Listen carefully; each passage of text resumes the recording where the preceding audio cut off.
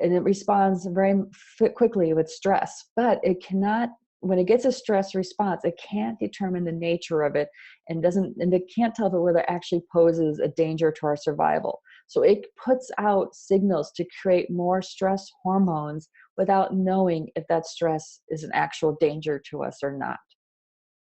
So how does our brain respond to stress? So we have the frontal cortex, the front part of our brain. That's very much about analysis, decision-making, understanding, comparing, thinking about, all of that.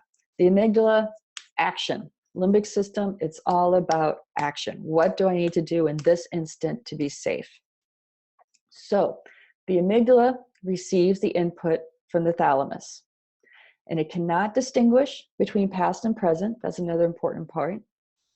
And its job is to see, is what is coming in, what do I need to do in order to survive? If it senses any sort of threat, it instantly sends an alarm to the hypothalamus and the reptilian brain to start the stress hormone cascade and the autonomic nervous system, the sympathetic nervous system, creating a whole body fight or flight response. And this process is much faster than our cortex, our analyzing part of our brain.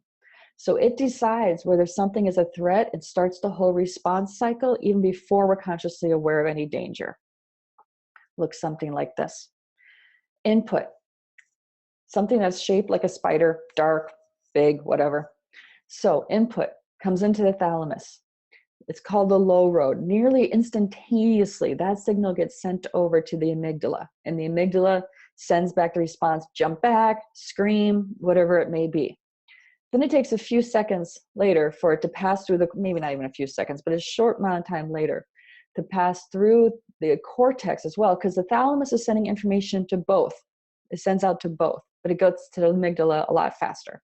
So the thalamus sends out the sensory information to the cortex. The cortex goes, oh, it's just this little spider, you know, nothing, don't worry about it, okay? But then meanwhile, our whole body's already responded due to the amygdala. We have some adrenaline pumping, some cortisol has been released. The whole thing already got going. Here's a side view of it. So we see the stimulus, some information is coming in. It comes into the thalamus. Boom, it goes immediately over to the amygdala. Very small, fast circuit. And then we have the external response. And then we have this slower pathway where it goes up into the frontal cortex and back down. So this system causes us to also do something important. It's called our negativity bias. Our limbic system is able to detect negative information faster than positive information. And this is important for our survival. It is constantly on the lookout for anything that can be dangerous to us. Okay, so this also explains why it's easier for us to remember bad events more easily than positive ones, because our limbic system is primed to look for negative things that can possibly threaten us and hurt us. It's also not good at denial. The slightest hint of danger causing intense emotions, it will flood our system. Slightest hint of danger. It can cause anxiety, panic, stress, tightening of the muscles. Our stomach starts to hurt. Our head, our neck, our shoulders clench up. We go into a fight mode, aggressive action. Think of like what PTSD is like. That's due to an imbalance or dysregulation of the limbic system. So let me do a quick time check right here. Wow, it's 10:40 already. Okay, so before we go on to the neocortex, we're going to take a 5-minute break. So you can go ahead and run to the bathroom, get a sip of water, whatever you need. And so I'll see you back here in 5 minutes.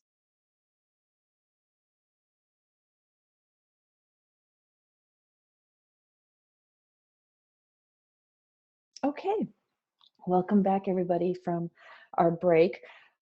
Amy asked a really important question during the break, and I was going to be covering this next week more in detail, and I still will. But she asks, when the hippocampus shrinks with depression and PTSD and affects our ability to sense danger, could this be a partial explanation as to why many people who have experienced abuse or rape will seemingly attract other abusers? They don't see the danger because of the brain's physiological lack of awareness. Yes, Amy, that is part of it. and that we're going to go over it more in detail over the next 2 weeks because there's a lot of parts to it. But that is important because for a long time in psychology, it was thought that somehow they were trying to recreate the original abuse to have a different outcome. Totally false. Not true at all. And that really puts kind of this idea that somehow people are trying to put themselves in some sort of purpose or putting themselves in danger in order to somehow rework the original trauma and to try and heal that abuse. And that's not it at all.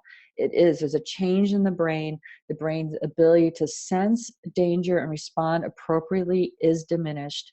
And it has a lot of different implications that we'll be going over. So thanks for asking that question. Very important.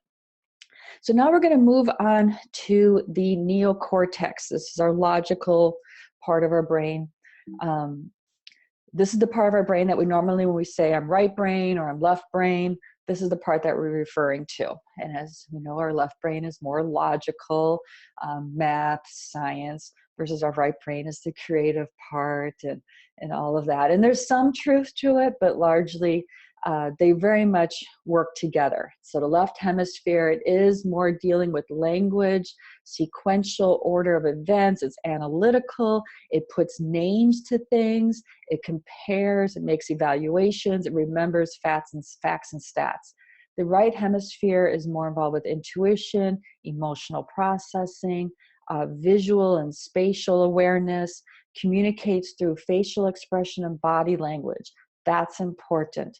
And then memories, that's more the right hemisphere. But again, these two sides work together very much to create our entire experience of being here. The neocortex is divided up into many, many, many different parts. This is just one way of dividing them. And it's about understanding how things and people work and figuring out how to accomplish our goals and manage time and all of that. And as you can see here, there's many different parts that's divided into. Really all that we're going to look at with this is the frontal lobe, which is right in here. Broca's area, which has to do with our ability to speak. And then we've already talked about our brainstem. That was the reptilian brain. So our frontal lobe, it's develops really fast we're born with it obviously, but it develops much faster starting around our second year of life. And by developing this frontal lobe, we start developing the ability to sit still, use words, start having language and attaching meaning to things. And it's also our home of what we call our mirror neurons. You can see this cute picture of the baby. That's the baby's mirror neurons that are activating to help it mimic the facial expressions of the adult there. It's about our ability to pick up on what is happening with others around us, which is very important for our social development and our ability to have empathy and to connect with others. If we can't sense what is happening with another, it's very hard for us to have empathy and connection.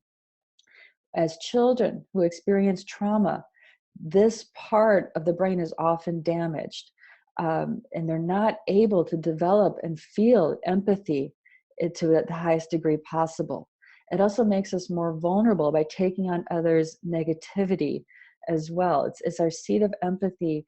And really, trauma is about, part of the heart of the essence of it, it's about not being seen, not being valued, not being empathized with. And so these mirror neurons really